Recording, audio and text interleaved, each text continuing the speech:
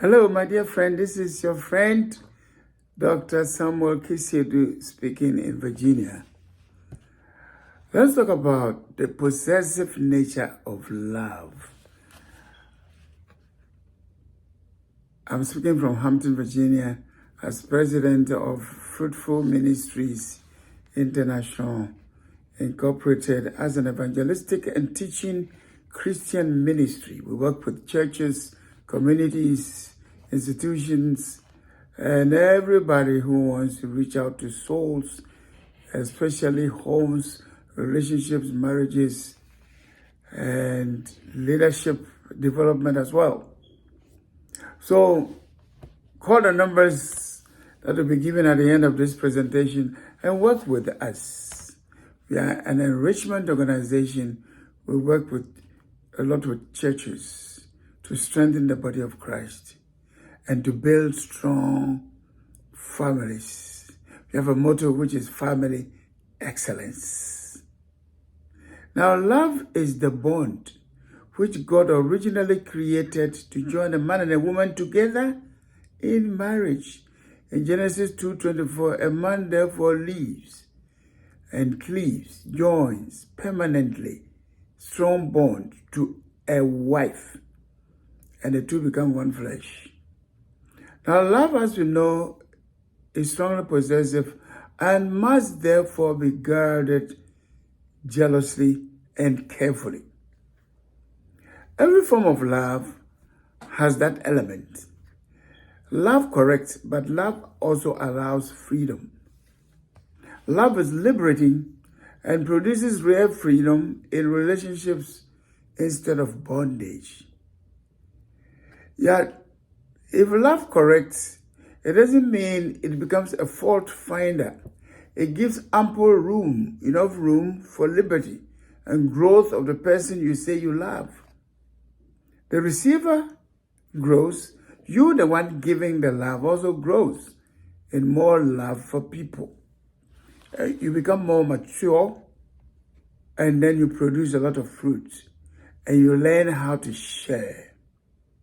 Any form of love that restricts or frustrates or competes or despises, ridicules, domineers, controls, suppresses, or forces its way into a person's life and exhibits selfishness and control and self-interest, that kind of love is not genuine love. So love should not be allowed to possess a person to the point of putting shackles on the person you love or putting a cage around a person, especially as the one tries to exercise gifts, talents, and abilities, or the right to enjoy what the one wants to enjoy in the relationship. The right to use money, property, and things. Okay? And sometimes we do it in such a way you feel electrocuted if you touch it. Hey, this is mine. Because I love you and I help you, you don't have to touch my thing unless I ask you to. And it can restrict you, especially if you are living with somebody and the one has the means, but says, I love you, but controls you with all the help. Sometimes you are chased away by lions. Oh, when you try to touch the person's thing. That untouchable thing could be food, a cell phone, sound system, a car, special item, even my ministry, my business, program, a girlfriend, a boyfriend, a spouse, a fiancé, computer, special friend, family member, your sports, my clothing. Hey, don't touch it because it's mine. Then the love is a controlling type of love. Sometimes you are in a home and the person is so rooted in self-centeredness to the point that the immature passion is creating a lot of problems. And that immature passion is rooted in intense selfishness that literally engages in slavery. You feel imprisoned by the love of the person. Undue possessiveness can unconsciously imprison you as well. With selfish love, that is always restricting. When you can't restrict people, then you can't love them. And in your process of restricting, you can end up squeezing yourself. You force yourself into a jacket, into a situation where you have to control. So you don't even have time to enjoy and be free and think about yourself. You're always concerned about making sure that person doesn't go too far to be like me in enjoying and being free. It happens. You see, the only way to be down or keep people down is to be down yourself. The only way to keep people down is to be down yourself. If you don't guard your life properly and supervise yourself, you can run wild, create untold chaos, and then all kinds of things happen. That is when it can even lead to violence because it's not going my way and I'm not able to control, so I have to violently try to stop you from running away from under my control. There's a lot of suspicions, accusations, rivalry over love and competitive jealousy. It always happens in families, in homes, in marriages, among family members and friends, right? You know that. When you love something or love someone, you literally possess the thing in your heart. Love has that element, as I said, of possessiveness in the heart. To some extent, depending on the level and intensity of the love. That is why you must carefully watch your mind, your thoughts, and your heart, your emotions, to find out where and how you allow yourself to be led day by day as you interact with the person. If you're also a true Christian, the peace of God in your heart will always be an indicator when your thoughts and emotions are leading you astray. The peace of Christ in your heart as a Christian is the final test for the will of God, as we have in Colossians chapter 3, verse 15. Because the Spirit of God will always prompt you. We can be very jealous, negative feeling that someone is also getting what you have, or very envious, desiring to possess what someone has. And it can go wild regarding things that other people have or what we have.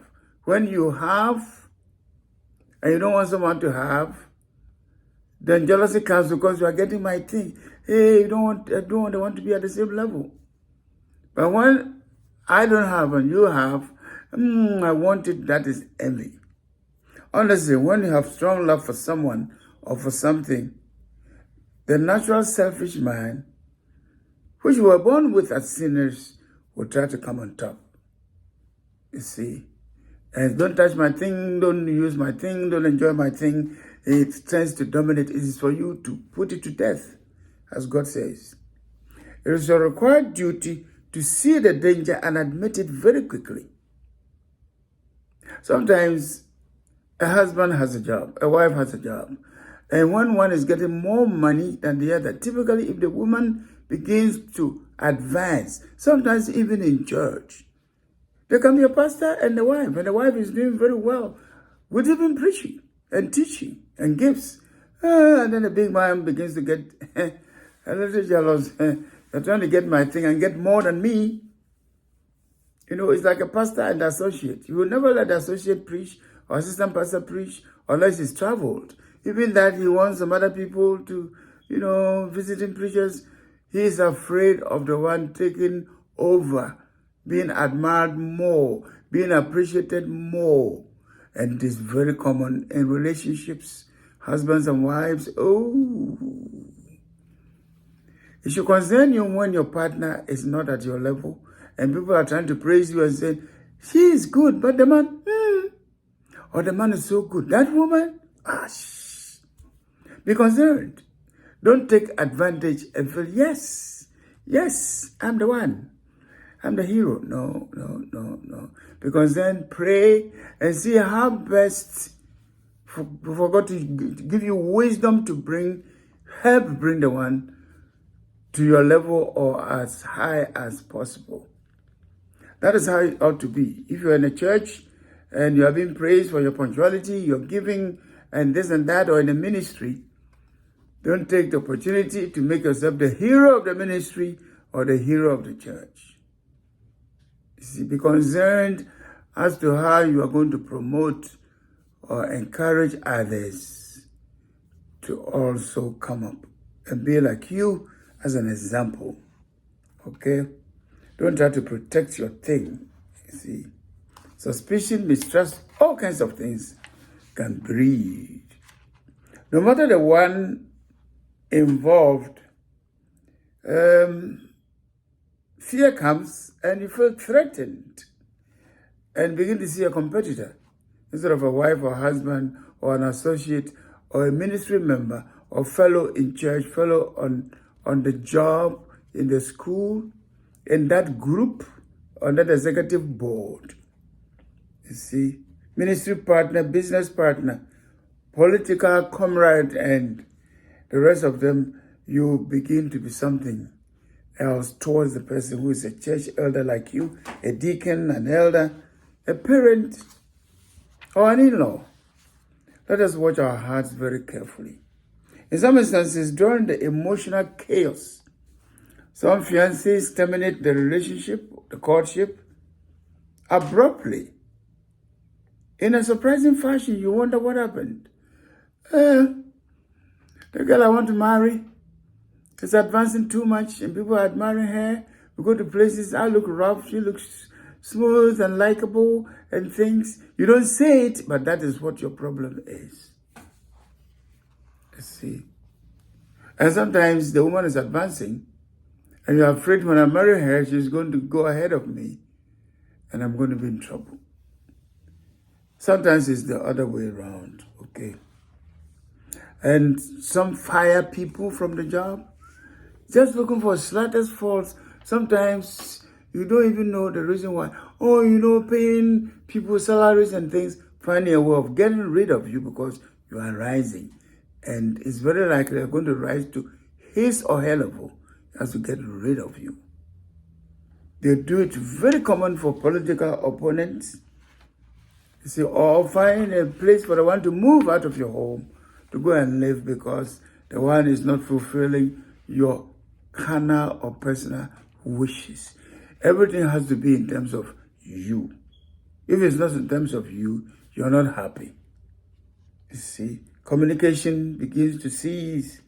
A person no more calls your home, is no more nice as he ought to be, he won't give you the ride anymore. Some married people go to the extent of taking the wife as hostage, always creating something for you to stay at home so that you don't go out with me because you are getting too much. That is not good. God won't bless you for it. God won't bless you. Some spouses or fiancés become spying agents, phone calls, trying to eavesdrop and screening all kinds of things, monitoring you all the time when you go out, when you come in, stains on your garment to see where the stains came from. Your underwears, even your natural coughing, sneezing, clearing of the throat become an issue. What do you mean? I was just clearing my throat. So you don't know if you cough. Are you trying to say something? I'm not trying to say anything. I'm just coughing. Love is such a strong emotional and spiritual force and a fire to the extent that it can become selfish love, which is misdirected and mishandled, can burn till it burns everybody around. Watch your love when it is trying to overpossess. It has an element of possessiveness, but guard it and watch it carefully, that it gives freedom, although it corrects. You see, so if you think I'm going out, you want to correct me, oh, hey, we have things to do, why don't you plan well and go out, whatever it is. But if it's always going out in terms of me, Some actually just don't want their wife to join certain groups, certain churches, certain this and that. It's very common. The men do that to the women. Some women too do it here and there, but mostly the men to the women. They gossip there, don't go there. Hey, they do this here, I don't want you to join there. And there's a man who was restricting the wife from even learning how to drive. People have done that to people. If she knows how to drive, she's going to drive around and she can go to work. That is not good. God won't bless that. And sometimes he thinks the one is too intelligent. There's vengeance because the passions are burning, and you think he's talking to you or doing something in a way that offends you because he thinks or she thinks she is higher than you or he is higher than you. There are negative implications of all these. This selfish love can result in situations of violence, hard words, abuses, certain traps to frame the person that the one has done evil, crafting lies, defamation of character, especially when they want to divorce the person or separate from the person. False rumors, publications can even come in to destroy reputation, obstructing the person's benefits, robbing the person of important things, stopping the one from having friends or even contacting family members. Some marry and they will find a way of cutting the partner away from family members. Some wives do it because they want to be in charge of the man. It's all mine. And some men also do it, cutting the girl away from everybody. I don't want anybody to interfere. You see, sometimes they create impression, you see interference, and they'll give us problems just to control. By the time your eyes are opened, you have been enslaved, robbed, blinded in daylight. It is so sad. Then the sweet relationship becomes something else. Things become shattered for the flourishing marriage, flourishing business. And the people use every means. Some even go to perform spiritual stuff against partners in business, even in marriages. Some pronounce curses. They convince people not to pay attention to them, and they do a lot of harm. Diabolic and wicked schemes can even come in. We must see the thoughts and feelings plus the entire idea of love as an important gift from God we are privileged to inherit and exercise. We must learn how to exercise and apply love with required wisdom and carefulness and godliness and the fear of God attached to our thoughts and feelings. Don't attach the fear of God to your thoughts and feelings. That is when your love can go out of hand, can get out of hand. You apply scriptures like 1 Corinthians 13, 1 to 8, 1 Peter 4, verse 8, 1 Peter 4, verse 8. These are all scriptures talking about love and God and characteristics of love, not being jealous or boastful, and this important thing generated by the power of God and all that. If you bring God more in, then the power and spirit of God will check you more so that you have genuine love, which will not harm you or harm somebody else. Sometimes you are so possessive that you have sleepless nights and you get high blood pressure. Your blood pressure always goes high because you want to be in charge alone and someone else is enjoying. You see, there are cases where you go out with him or her because you're not nice to the person at home. The person is very happy outside at a function, and you are so jealous. And you are like this. Look at how you are in the house. Look at how you are so happy with people and laughing and making other people happy. I'm not making other people happy.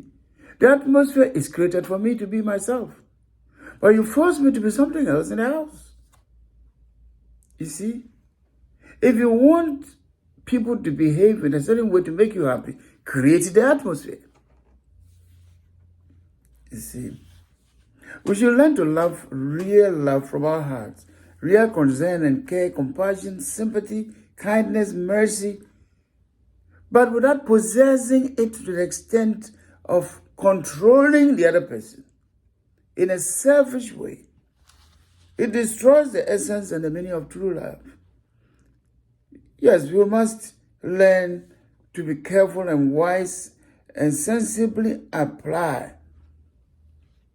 love that is passionate enough to care for every aspect of the person, but watching ourselves so carefully that we don't end up controlling the person.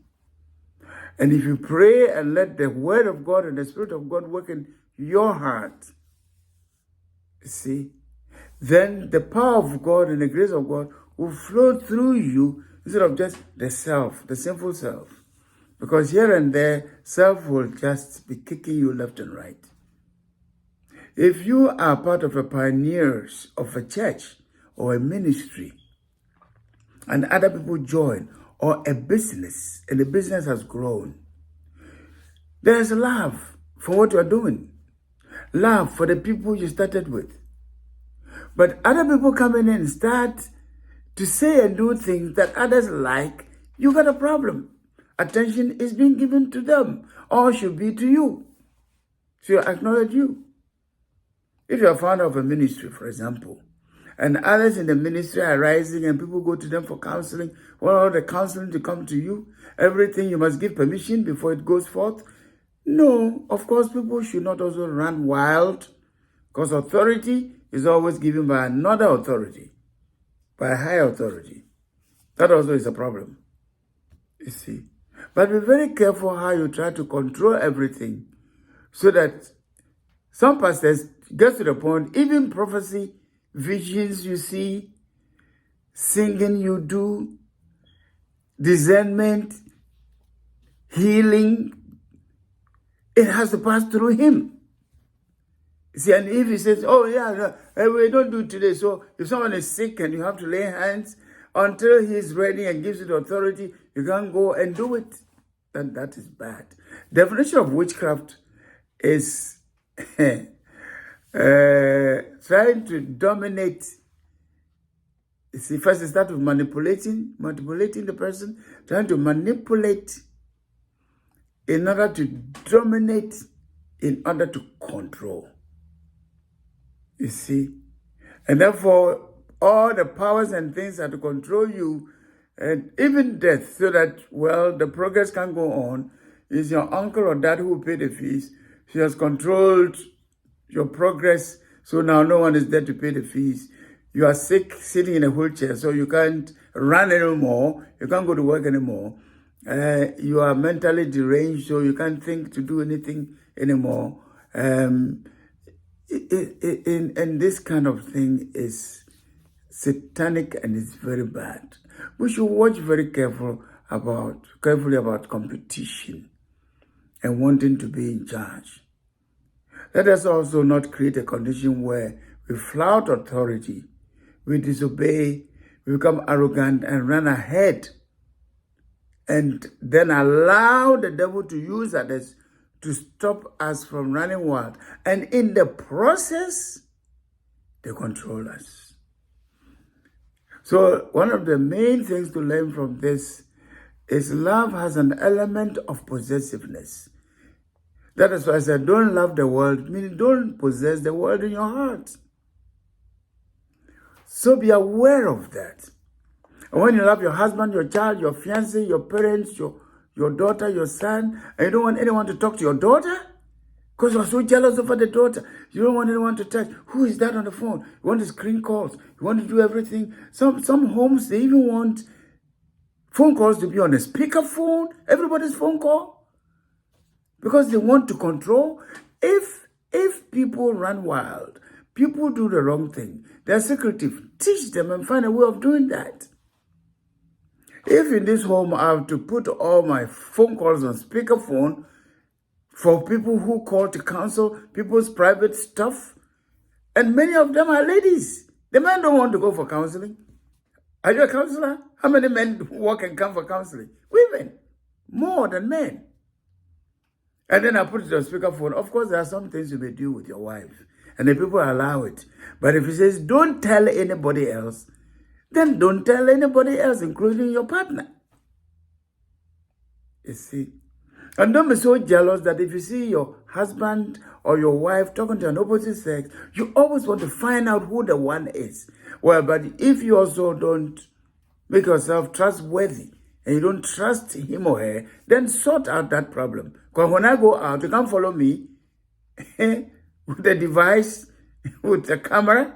No. Let's solve those problems so that we can trust ourselves in the relationships without putting cameras in all kinds of places, secret calls and trying to record phone calls and all the rest of them. People sometimes express affection genuinely.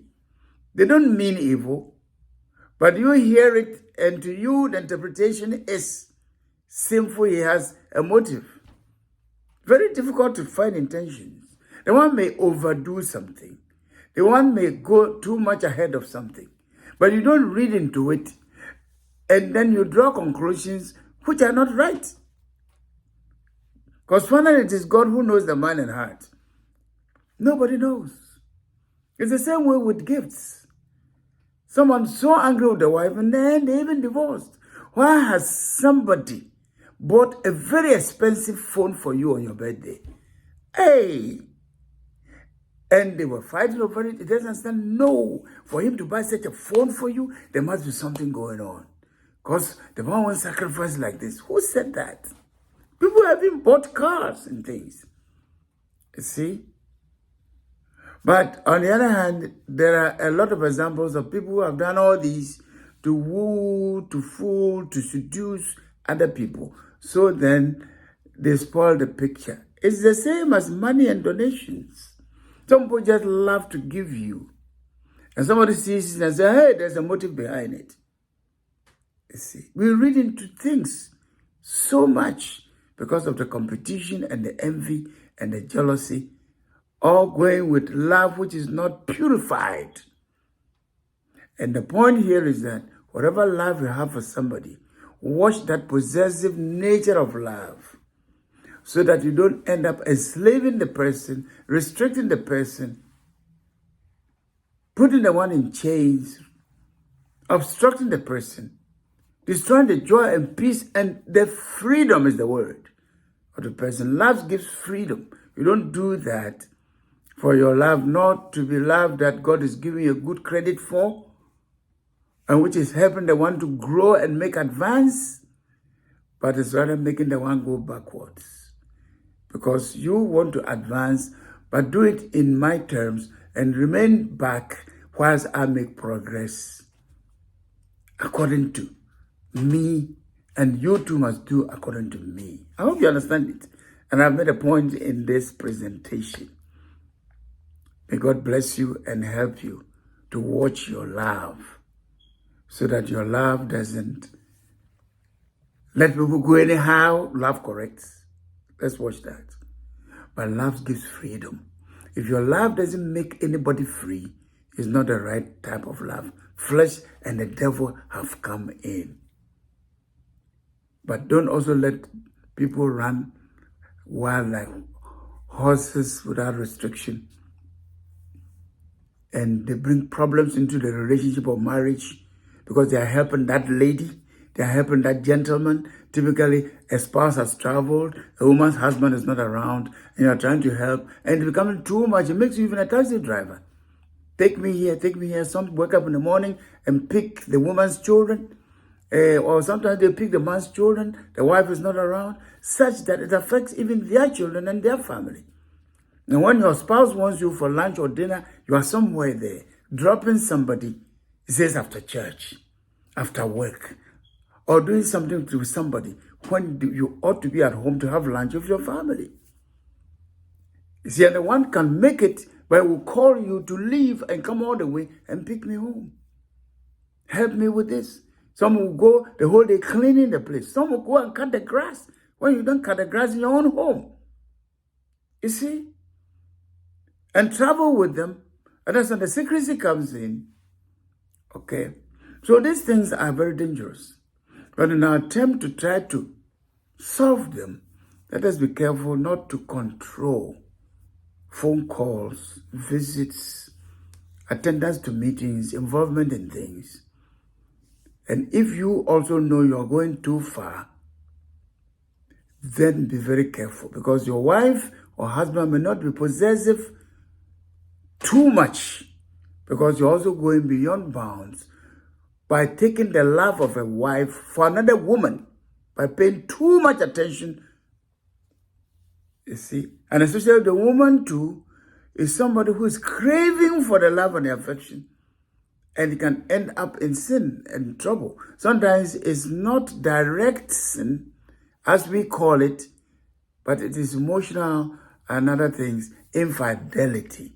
When you can't converse with your wife, but when that woman calls, oh, hello, how are you? And some even call darling, the way you receive her, you don't receive your wife when she comes home like that. You see, doesn't your conscience tell you it's wrong?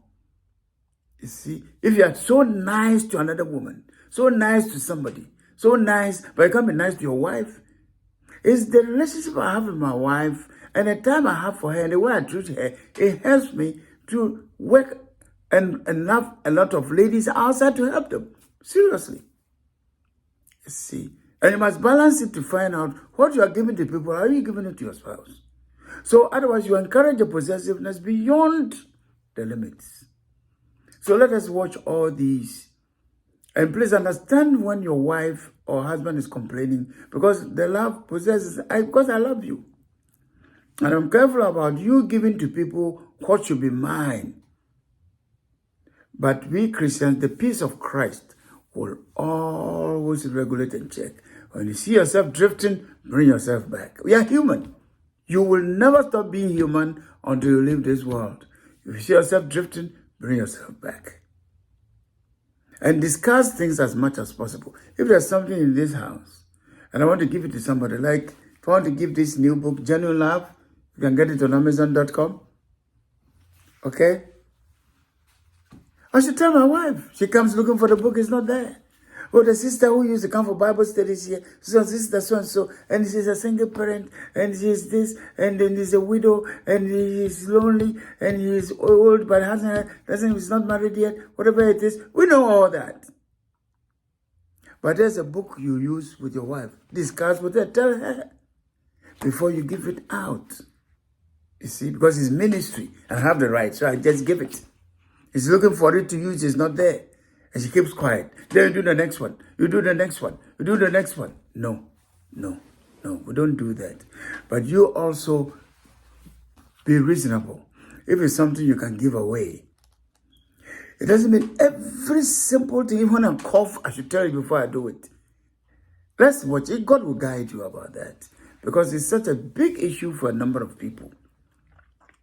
Those of us who are all over the place helping people, you see, if a wife doesn't have a nice mind and heart, or a husband, it's like someone come and say, oh, thank you for the gift.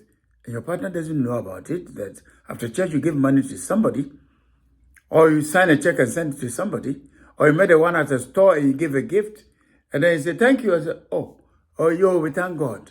I say, what? Why did you do that? But if it's a pattern, then change. See, do it together. Work together. And just know that I love you so much. Sometimes it's not competition, but I'm careful that what you should give me, you are not taking it outside, because God won't be happy and God won't bless you. If they love to give to your partner, you are taking some of it to give outside. Give what is due to your partner. That will help you to do it better outside. Some things you won't even give it to somebody else. For example, you can't kiss anybody else outside. Your tongue can't enter someone's mouth. Or you hit the behind, or you touch the Mount Kilimanjaro, or the mountain in front. You can't do that. Your hand can't go there. It's only for your partner. Certain terms and certain names, you can't just use them for people. And when your partner sees you doing that, expect that possessiveness to run wild as well. We can work it together. But when you catch yourself doing what is wrong, let's forgive each other. We are human. But don't also persist in doing it because you're angry, because your wife was trying to correct you or husband is trying to correct you. Do it within the bounds of decency and the will of God, the Spirit of God, and the power of God. And God will bless you. God bless you. This is Dr. Samuel Kisseadoo, speaking in Hampton, Virginia. You can call me in the United States on 1-917-741-0643. 1-917-741-0643. In Accra, Ghana, call 020-812-6533. 020-812-6533. In Kumasi, 0275-353-802. 0275-353-802. Ghana code is 233. So 233-20-812-6533 in Accra. Then 233-275-353-802 in Kumasi. The email is kisseadoo@msn.com. kisseadoo@msn.com. There's a website, www.fruitfulministriesint.com. The ministries is RIES. The ministry is Fruitful Ministries International Incorporated. So www.fruitfulministries.int.com. There's a broadcast on Joy 99.7 FM in Accra, Saturday mornings, 5:30 a.m. to 6 a.m. Ghana time. 5:30 in the morning, once a week. 5:30 to 6. Hope for your family. You can get it anywhere in the world by using myjoyonline.com and go to live radio. myjoyonline.com and go to live radio. There are books. Go to Challenge Bookstores. Go to Amazon.com. Put in Dr. Samuel Kisseadoo, Kisseadoo. Dr. Samuel Kisseadoo. You get this book, Genuine Love. What love is, what it is not, how to love people, Kindle versions. You get Facing and Fighting Through the Storm, a very great testimony of how God delivered me from destruction. Okay? And then 20 major signs of a failing marriage. Seeing the signs, what to do, how to prevent them and all that. And then there's a book on trust. And then call these numbers. I can mail you some books from the United States as well. May God bless you and strengthen you.